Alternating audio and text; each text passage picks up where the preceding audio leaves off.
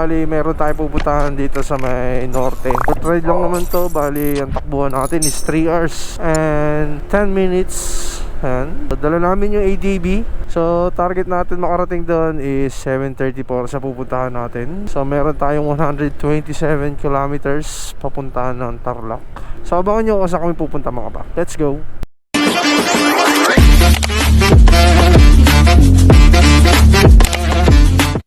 Na tayo sa Arco ng Pampanga. Ayan mga par. So papasok na tayo ng Arco ng Pampanga. Syempre, time check tayo is 5:21. Meron na lang tayong 89 kilometers mga par. Sabi yung lubak na yun. Yun, di ko napansin. Yun ang problema. Meron na lang tayong 88 kilometers papuntang Tarlac mga par.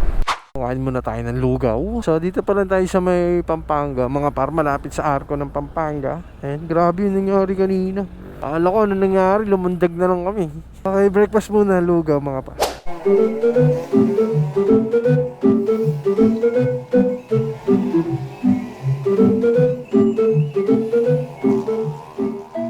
Time check tayo mga par is 5:48. So meron na lang tayong 2 hours. Yan. So kakatapos lang natin mag-breakfast dito sa may Pampanga. So back na ulit mga par. So meron pa tayo 88 kilometers mula rito sa may Pampanga hanggang Tarlac mga par. Kita-kits na lang tayo sa Tarlac. Let's go. So meron na lang tayong 40 kilometers.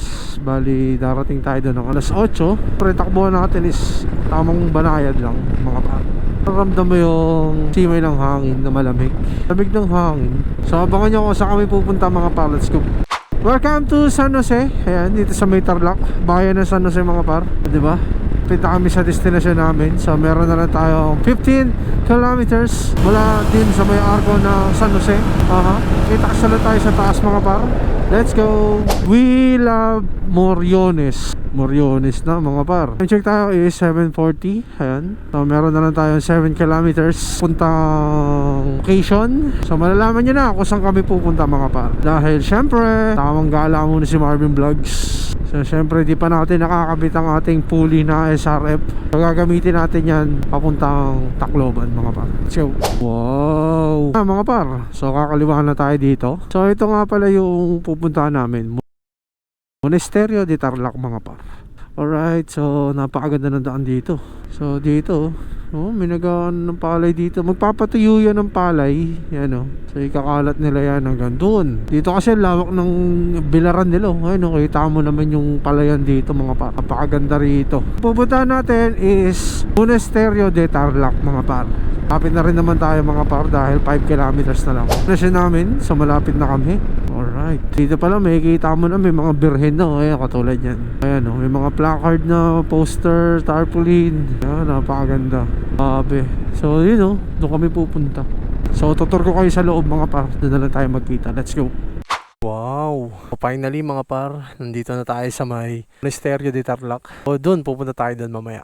O papahinga lang muna tayo sandali dahil gawa ng grabe yung akyatin mga par. So papapicture tayo dito sa arko ng Monasterio. Ayan.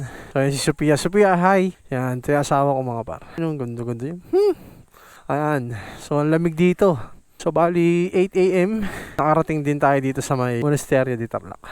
So maglilibot-libot pa tayo dito mga par. So dito mga par is ito yung simbahan ng Monasterio de Tarlac. So mamaya na tayo pupunta doon. So, dito muna tayo sa loob ng simbahan. Ayan o, ano yung tsura dito mga par. Trans pa lang, ang ganda na. So dito palabas exit yan. Exit yan pag nakasasakyan, nakamotor kayo. Kasi pagka mahal na araw is ikot yan dyan. So tingnan natin yung itsura sa loob ng Monasterio de Tarlac mga par. Ayan. So ito yung itsura mga par. Ayan o.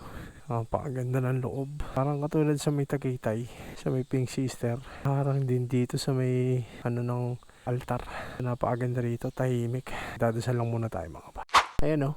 Dumating na rin tayo dito mga par. Napakaganda.